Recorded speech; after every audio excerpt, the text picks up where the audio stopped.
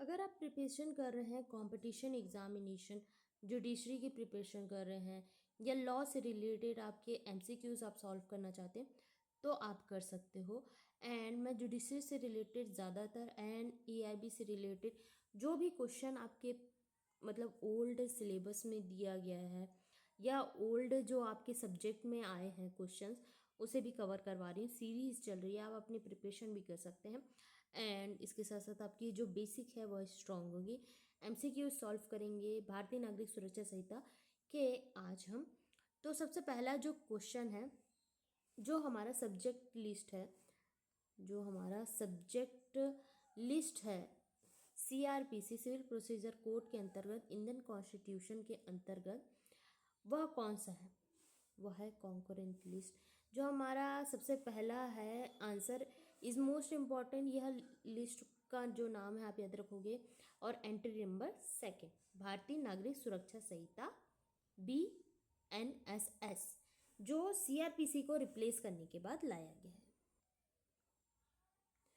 आपको एक case law के रिलेटेड मैं आपको क्वेश्चन पूछ रही हूँ, जो हमारा एप्लीकेबल होता है नागालैंड एंड ट्रिब्यूनल एरिया में। यह कौन सा है? BNSS के सेक्शन नंबर 1 में बताते हैं शॉर्ट टाइटल। सब सेक्शन 2 में बताया जाता है कि अगर यह कहाँ अप्लाई होगा, तो यह पूरे भारत में अप्लाई होता है, बट यह जम्मू कश्मीर में अप्लाई नहीं होता था। बट इसे जब अमेंडमेंट किया गया उसके बाद यह जम्मू कश्मीर में भी अप्लाई हो गया।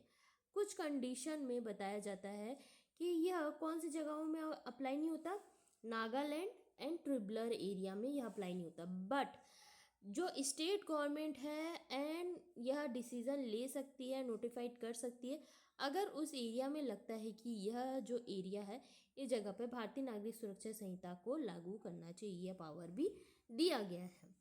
ठीक है,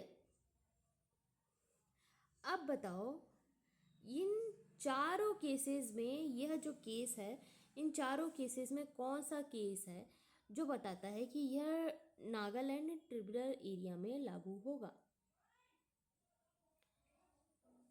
ए आंसर है नागालैंड वर्सेस रतन टाटा सिंह का, या Ratan Tata sorry, state of Nagaland versus Ratan Singh का यह केस है, जिसके अंतर्गत बताया गया है कि यह ट्राइबल एरिया और जो हमारा नागालैंड में अप्लाई होगा कि नहीं होगा। और यह मेंशन भी किया गया है BNSS के सेक्शन 1 सबसेक्शन के अकॉर्डिंग। ठीक है, क्वेश्चन नंबर कि अगर जो क्लासिफिकेशन किया गया है, जो हमारा क्लासिफिकेशन किया गया है वह भारतीय नागरिक सुरक्षा संहिता के अंतर्गत किया गया है, तो इसका आंसर क्या होगा? क्लासिफिकेशन क्या होता है? जो हमारा क्लासिफिकेशन होता क्या है, मतलब जैसे कोई भी ऑफेंस हुआ है, क्राइम हुआ है, उसे हम 2 पार्ट में डिवाइड कर सकते हैं, कॉग्निजेबल एंड नॉन कॉग्निजेबल। ठीक है, नॉन कॉग्निजेबल।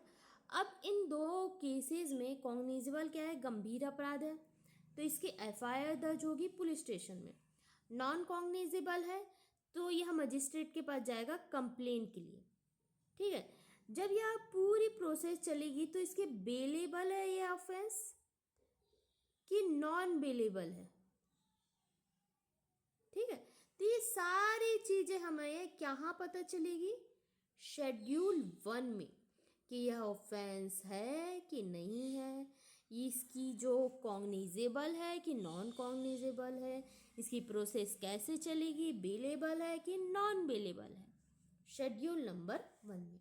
तो इसलिए कहा जाता है इसका जो क्लासिफिकेशन है वो भारतीय नागरिक सुरक्षा संहिता के सेक्शंस के अकॉर्डिंग नहीं होगा, शेड्यूल के अकॉर्डिंग होगा।